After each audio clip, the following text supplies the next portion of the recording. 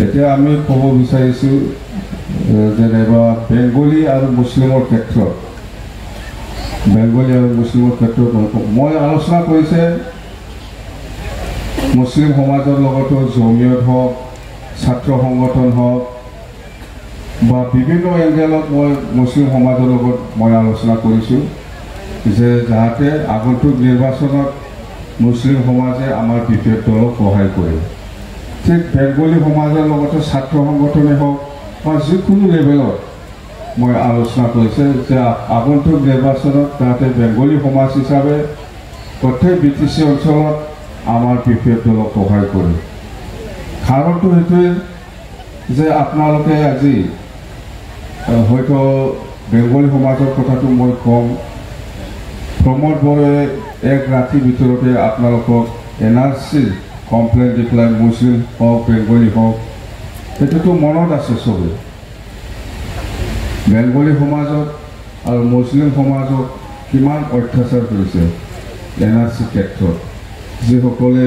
ভাৰতীয় নাগৰিক কাগজ থকাৰ ক্ষেত্ৰও ইহঁতে কোনোবা মালিকাচাৰ কোনোবা লখিমপুৰ কোনোবা কোনোবা অত্যাচাৰ কোনোবা ধুবুৰী কোনোবা লখিমপুৰ কোনোবা বৰাপিলি এইরকম হিয়ারে হয়েছে বেঙ্গলীরও হয়েছে মুসলিমরও হয়েছে সেইটো লাইনত আমি বেঙ্গলী সমাজের লগতো আলোচনা করেছো মুসলিম সমাজের লগতো আলোচনা করেছে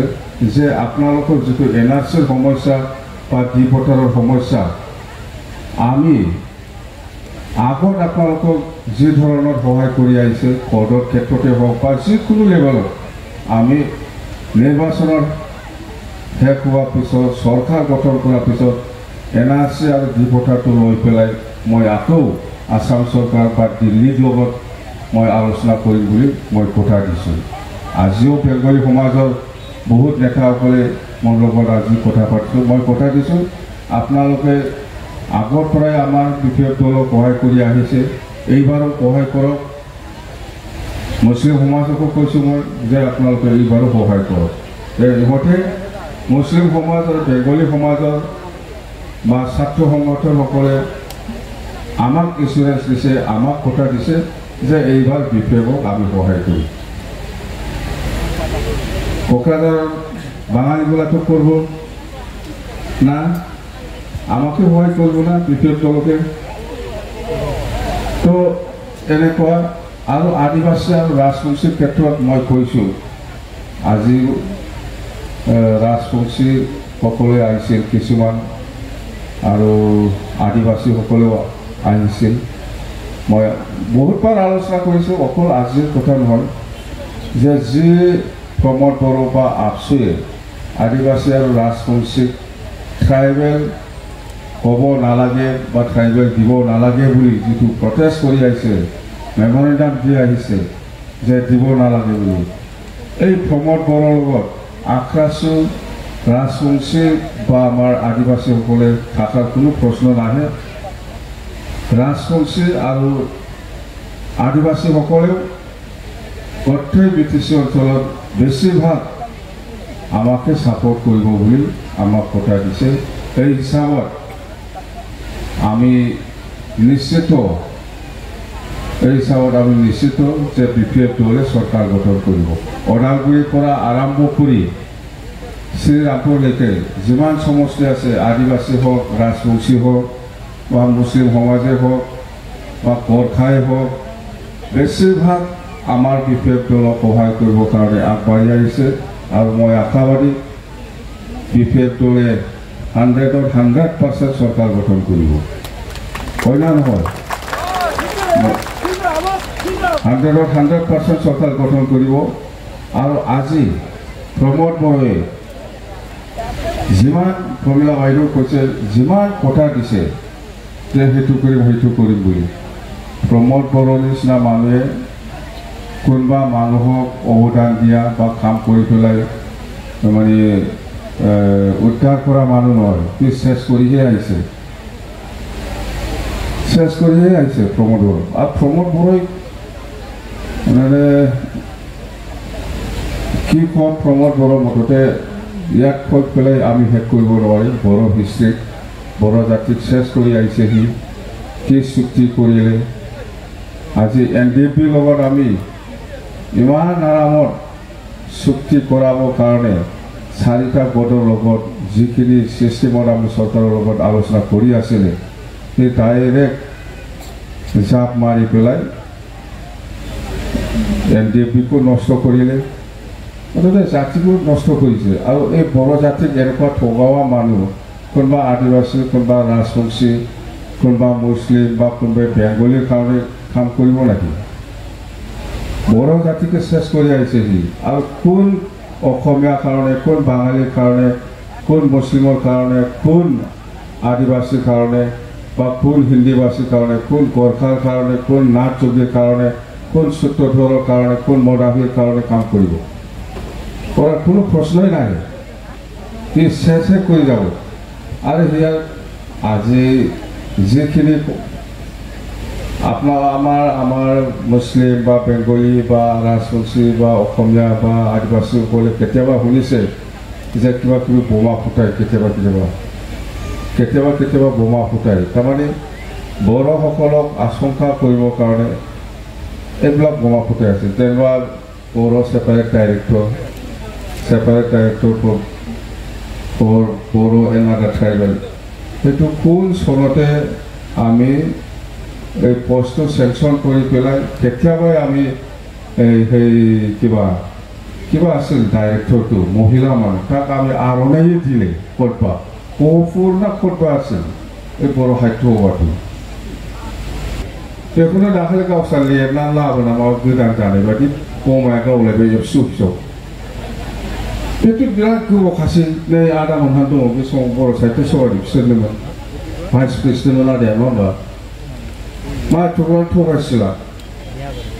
बेखौ कि सुक्ति खालामबाय आरो मा 80 सिदुलाव हाबखाबाय बिटिसि सुक्तिनि उनावनो UPSC APSC परीक्षा होनो मोनबोनाय बेखौलाय नोङो बाहायबारदाय दिनै बेसेबांबा सिगांनिफ्रायनो माने सानसुमायावथ' खेबसे बर'निल' अटेकिं लादोंलाय लकसभायाव ना बर'निनो लकसभायाव अटेकिं लाखांबाय पार्लियामेन्टआव दिसपुरावबो खेबनै खेबथाम जोंना MLA सोरबा लाबाय बेलाय मा लाखौनो भाषा जाखानाया बेखौनो गावसोर लाबोदों होनना दाखालिसो बमा गावलाबोदों मा लाखौ जाखानाय बेयो आमफ्राय बे मास्टारर कथाखौ मैं कम LP स्कुल बा हाई स्कुल बा कलेजर जितु प्रभिन्सियलाइजेशনৰ कथा এইটো प्रमोद बड़ो बा एबसु बा UPPL কি কৰিছে আপোনালোকে আমাৰ লগত থাকক আমি আপোনাৰ স্কুলটো ৰেগুলাৰাইজ কৰিম যে না ইন্সপেক্টৰ না ডাইৰেক্টৰ না মন্ত্ৰী না MLA এনেকুৱা যে কৈ আছে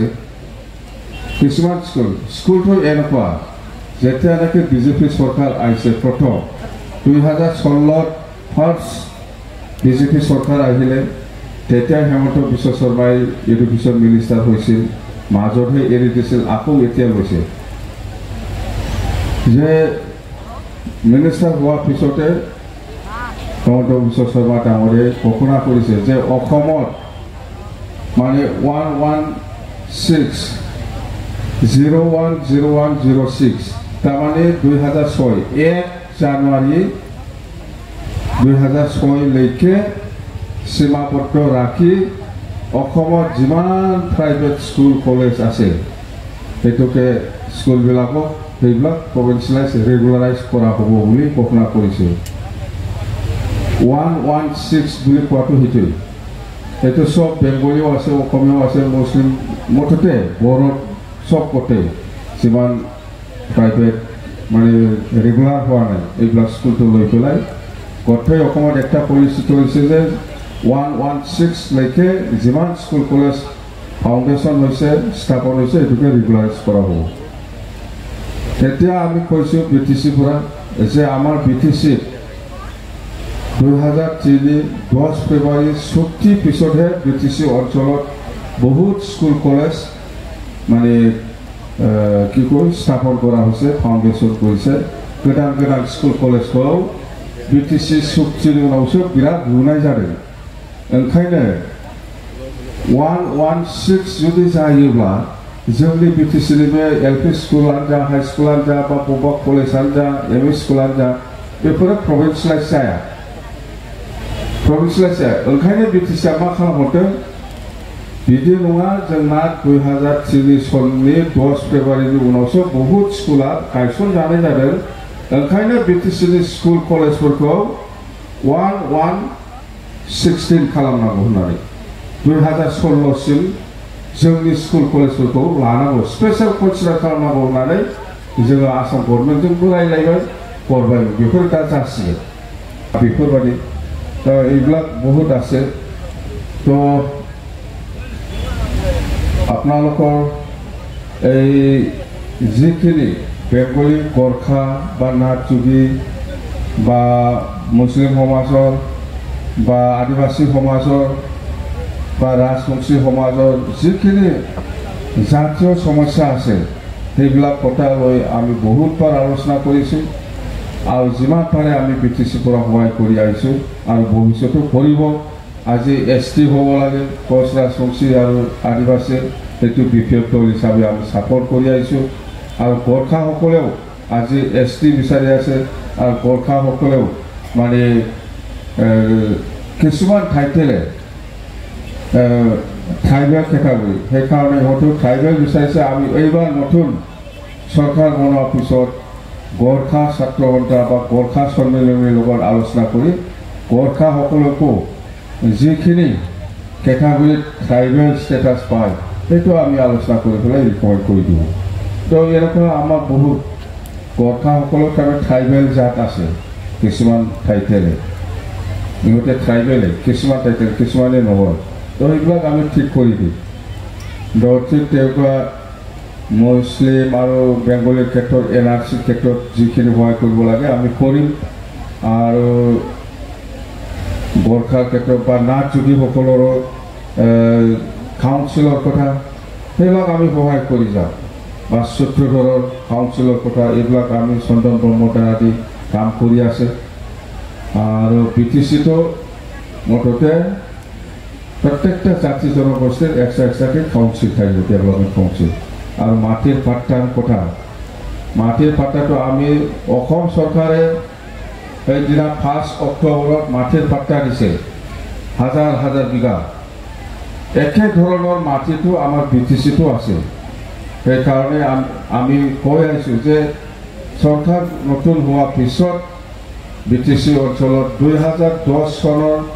3 অক্টোবৰটো বেছ কৰি পেলাই এইটোকে ভিত্তি কৰি পেলাই মাটিৰ পাট্টা দিয়া হ'ব তো প্ৰমোটাৰ কি চুক্তি কি লিখি আহিছে এইটোকে উচ্ছেদ কৰিব লাগে বুলি কোনটো ভাল উচ্ছেদটো ভাল না মাটিৰ পাট্টা দিয়াটো ভাল মুঠতে মাটিৰ পাট্টা দিয়াটো আমাৰ 1 নম্বৰ এজেণ্ডা চৰকাৰ হওক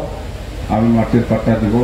মাটিৰ পাট্টা নাথাকাৰ কাৰণে কিছুমান মানুহে বহুত চৰকাৰৰ আঁচনিবিলাক পোৱা নাই জানে কিবা যদি স্কিম পাব লাগে কিবা যদি আঁচনি পাব লাগে তেতিয়াহ'লে মাটিৰ পাট্টা বিচাৰে তো এইটো যাতে শেষ হৈ যায় তাৰ কাৰণে আমি অসম চৰকাৰে যিটো কেটাগৰীৰ মাটিৰ পাট্টা দিছে আমি সেম একে কিন্তু গাঁও অঞ্চলত থকাটো 8 বিঘা টাউনতো 3 পোৱাকৈ যদি বেছি আছে আপুনি নিজৰ ল'ৰা ছোৱালী বা ভাই ভনীৰ নামত দিব লাগিব 3 পোৱাতকৈ যদি বেছি আছে আপোনাৰ নামত কিন্তু 3 পোৱাহে চেকশ্যন হ'ব মানে পাট্টা পাব টাউনটো কোকৰাঝাৰ টাউন বা বাসুগাঁও টাউন বা বছাইগাঁও টাউন বা টংলা বা গড়েশ্বৰ বা খালাইগাঁও এৰকম বা বিজলি এনেকুৱা টাউনত বহুত হাজাৰ হাজাৰ মানুহ আমি মাটিৰ পাট্টা দিব পাৰিম গাঁও অঞ্চলত কিন্তু 8 বিঘা এইটো 1951ত কৰা একটা আইন অসম চৰকাৰ হিচাপে 1951ত একবাৰ দিছিলে ইয়াৰ পিছত আজিলৈকে একবাৰো দিয়া নাই সেইদিনা 5 অক্টোবৰত অসম চৰকাৰে কিমানবাৰ দিছে মই নাজানো কিন্তু 1951ৰ যিটো আইন এই হিচাপত গাঁও অঞ্চলত থকাটো 8 বিঘাতকৈ যদি বেছি আছে আপুনি নিজৰ ল'ৰা ছোৱালীৰ নামত কৰি ল'ব লাগিব বা দাদা ভাইৰ নামত টাউনতো যদি 3 পোৱাকৈ বেছি আছে তেতিয়াহ'লে নিজৰ ল'ৰা ছোৱালী বা দাদা ভাই বা যিকোনো আপুনি কৰি ল'ব পাৰিব। এইটো হ'ল 1951 এটা আইন বনাই পেলাই অসমত মাটিৰ জৰীপ কৰি পেলাই ভাট্টা দিছিল। এই হিচাপতে আমি দিওঁ।